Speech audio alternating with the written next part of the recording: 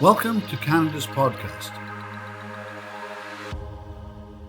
Hello, I'm Mario Toneguzzi, Managing Editor of Canada's Podcast. Joining me today on Calgary's podcast is Darby Lee Young, who is founder and principal accessibility strategist for Level Playing Field. Thanks for joining us today, Darby. Thank you so much for having me. It's a great pleasure to chat with you today. All right, let's just talk a little bit about Level Playing Field, what it is that you do and what it is. Sure. So Level Playing Field is an accessibility consulting firm.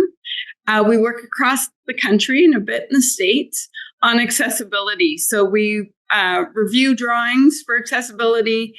We do building audits. We do festivals, music festivals, pop-up festivals, all different things, including also accessibility plans for our Accessible Canada's Act, provincially and municipalities as well. And just all areas of accessibility, whether also being education seminars or teaching at U of C, or just going in and having the conversation. Accessibility is a key component, and there's so much more to it than just the wheelchair. So trying to explain to clients and potential clients how important it is to talk about inclusion and design spaces for all. So tell me, who typically do you deal with? You deal with like property owners and landlords. Like who are some of I guess the range of clients that you have? We have a wide range. So we have anybody from landlords to architects to space owners to government. It really depends on who is paying the bill, for starters. So a lot of the times we'll bid on RFPs with architects, or the government will come directly to us. The federal government will come to us and ask us to bid. Or like per se, one of our biggest clients is University of Manitoba. They came to us with an RFP, asked us to respond to audit the entire campus for accessibility. And we've been working on that project for the last couple of years. And how did you start this, and how did you get into this? So I started Level Playing Field in 2015. I have cerebral palsy, so I get around mainly on my scooter, but I also have a manual chair too in some aspects. I was tired of not being able to go out and enjoy life and have fun with my friends. And I was tired of always taking the time to have to plan and move stuff around. And if somebody called and said, let's go for dinner, we'd have to go to a regular spot instead of trying something new. And so it was all about trying to mitigate those barriers and try and take them away. We're never going to be 100% correct. Yeah. But at least we're making steps and strides with space owners and architects to understand the difference of including somebody with lived experience versus just building to code. Yeah, exactly. Like, and you did mention just briefly there. It's not just about wheelchairs. Like, what other kind of things do you deal with? In terms of accessibility. Well, a lot of the times too, like we've got to look at physical. We've got to look at hearing. We've got to look at blindness, but we've also got to look at the invisible ones as well. So we've got to think of like even autism and neurodiversity and how people move throughout the space. Ever since COVID, I think we'd all agree that after we were shut in, to now go out into public and be in giant spaces with a lot of people can be very overwhelming. And so working to make sure that everybody feels warm and welcome within the spaces that they want to enter. And frankly, Mario, you are temporarily able-bodied. You're considered a tab. So, because sooner or later you'll end up like me, whether it's age or, you cross the street and roll your ankle because you're texting at the same time. Yep. or it's a ski injury, because I'm a former ski racer. So sooner or later you're going to end up like me. And the biggest thing for us is trying to design so that and work with the architects and space owners and stuff like that to understand the importance of it. And that if you just build to code, you're actually code is considered the floor, not the ceiling. And there's so much more we could do to make the spaces inclusive of all. Canada's podcast is your gateway to success in the world of entrepreneurship. Start listening today. CanadasPodcast.com. Subscribe now. Do you, as you look at this whole issue today, is it more acceptable, I guess, in the sense that, companies and businesses, et cetera, are taking more time to address this and realizing the importance of this? Yeah, I think that's a huge component. Like, it's definitely come more to the forefront in Canada. In the US, they've had the ADA for years, over 30 years. So they know, and in the American side, they're scared because, of course, the Americans sue. In Canada, we're starting to roll with the ACA, which is only for federally regulated corporations. So it's still got a long ways to go. But more and more people are understanding that I'm an equal member of society too, and that I've got money to spend. Mm-hmm. So why not let me be a part? Yeah. I think one of the biggest misconceptions, though, is everybody's seeing about certification. And certification doesn't necessarily equal accessibility, because right now, certification is a great starting point, but there's 100 times more things to it than for accessibility than there is just a snapshot of the day. And that's a misconception that we're trying to clear up. Yeah. Now, what's the business case for this? Like, obviously, obviously, there is the right thing to do part of it, right? But also, to be blunt about it, it makes business sense for a business to be more accessible, doesn't it? Oh, 100%. Because, like I said, I've got money to spend, just like you do. Yeah. I might walk a little funny, or my scooter might want to make friends with your ankles. But I still want to go to hockey games. I still want to go to concerts. I still want to be out and about with my friends. I want to go enjoy patios on 17th Ave. All that fun stuff. I want to be a part of that. Yeah. And when we don't design for spaces that include everyone, then there's barriers. And I'm really tired of being told, oh, sorry, just go to the back door. We'll let you in there. There's a ramp because that's our loading dock. Yeah. Why should I have to do that when you can go through the front door? Yeah, exactly. And I don't know if you've come across like research or anything like that, but for businesses and different places, what is the cost, I guess, for accessibility? Is that one of the reasons they don't do it, or? Well, like anything, when you've got a project, the first thing to get cut is sometimes the interiors and spaces. And when you look at the accessibility, there's aspects, especially in washrooms, and the difference between an accessible washroom and a universal washroom in sizes and elements. Yeah. And a lot of the times people don't want to spend the money because they don't believe that people will actually use them. Which is a sad state of affairs now, if you think about it.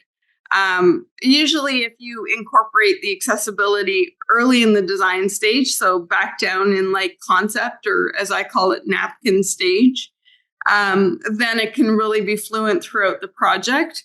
If all of a sudden you decide at design development stage for the architectural world, which is just before construction, it's usually too late to incorporate it, because those are change orders and stuff. And I laugh every time I hear somebody say on time, on budget. I'm like, okay. Exactly. So, Darby, what were you doing prior to this?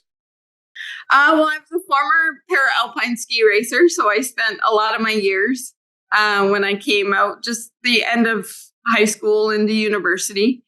Spent my years racing across the country and down the states, and then Cool. ended my career actually down in Winter Park, Colorado, in an accident, which is fine. And by that point, I had numerous concussions that we never checked for. Oh, wow. But ever since then, I've been very lucky because my father worked for Hockey Canada, Oh, and I have spent majority of my time, and still today, volunteering in hockey and actually tennis, because I have a family member who's a tennis player. So cool. I've spent a lot of my time doing that, and then helping my mother.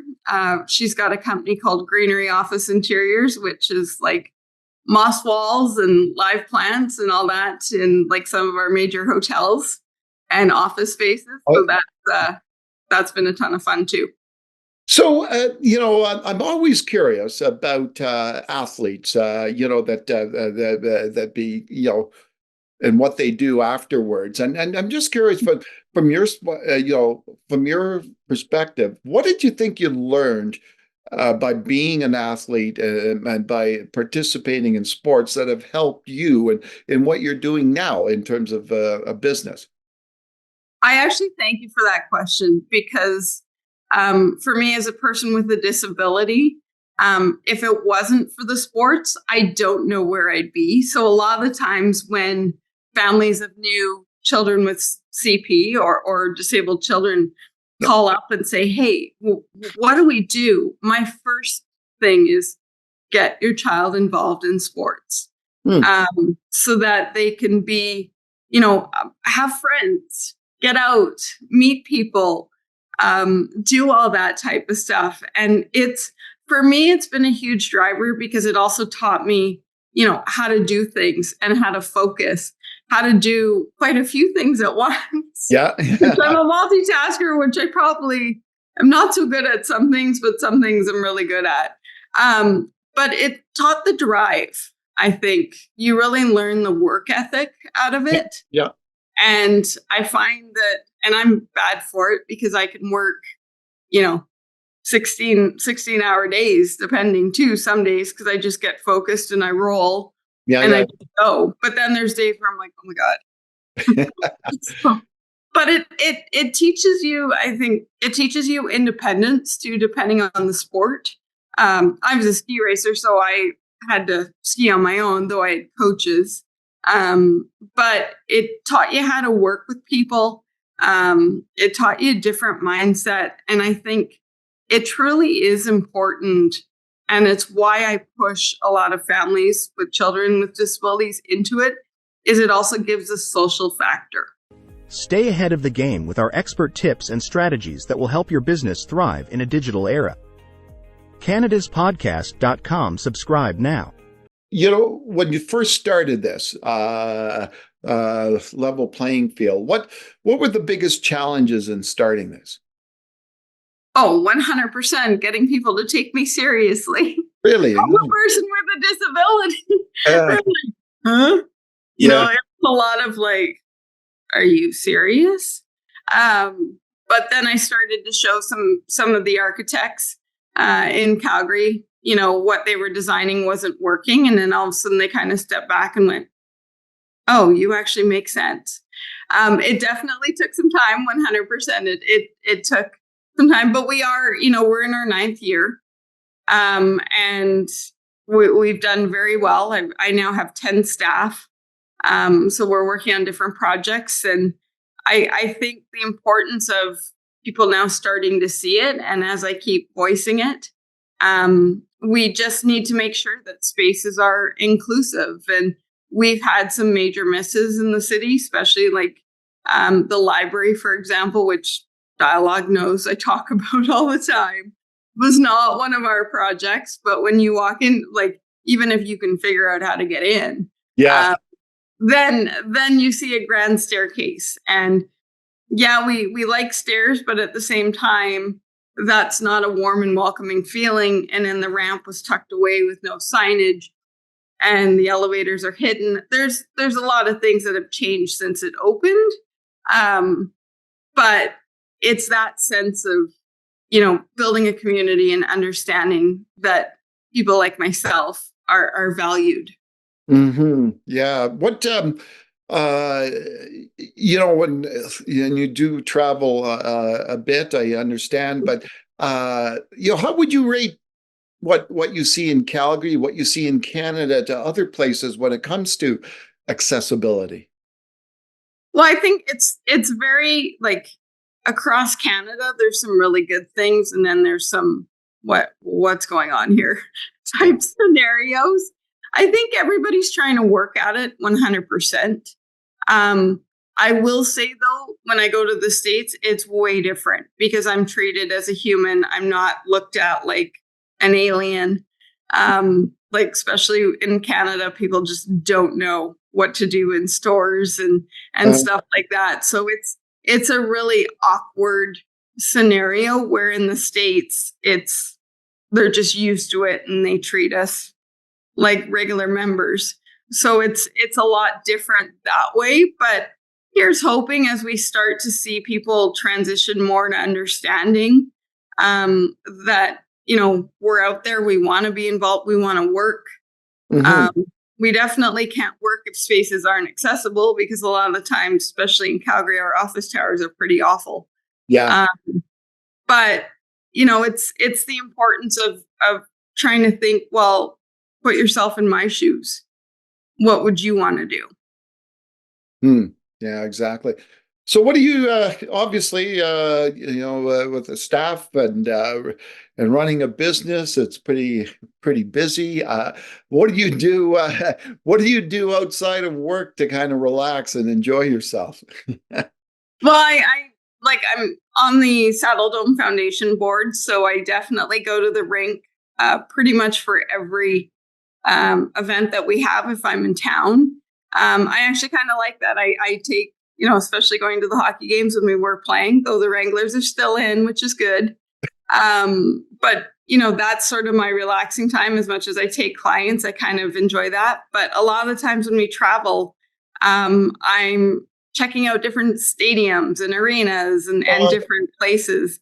And that's sort of my fun little thing. I'm taking venue school right now through IAVM, which is the International Association for Venue Managers, because how can you, work in spaces when you don't truly understand how spaces work? So I'm taking venue school and traveling around, and every time we go somewhere, trying to see a different space to see how they do it, so that we can learn. And that's somewhat of my passion and downturn to try and make things better for all of us. Okay, then, and I guess it's funny you mentioned that because I wonder, like when you travel around, if you're noticing things and seeing things in a different way, right? And what, because I do a lot of business stuff and retail stuff. I'm always, even on holidays, I'm looking at things and looking for ideas, right? And is that the way it is for you? Oh, 100%. We're always looking for stuff and finding unique solutions and suggestions for projects. And yeah, you can't turn it off. And as a lot of my friends would say after they've hung out with me for a couple of days, especially traveling, which is not easy. Yeah. 100%, as I'm sure you've seen all the reports of the airlines and hotels and everything. Yeah. They're kind of like, you can't turn it off. And, yeah, definitely. That's very true everywhere we go. But I make it a passion of mine. We stop in a location and I definitely go and try and find, a museum or the theater or something to go check it out to see what's going on. Yeah, exactly. All right. Well, that was wonderful. I appreciate you taking the time, Darby, to speak. No problem. Thank you so much for having me. I really appreciate it. All right, that was Darby Lee Young, who is founder and principal accessibility strategist for Level Playing Field. I'm Mario Toneguzzi, managing editor of Canada's Podcast, today with Calgary's Podcast. Thanks for joining us.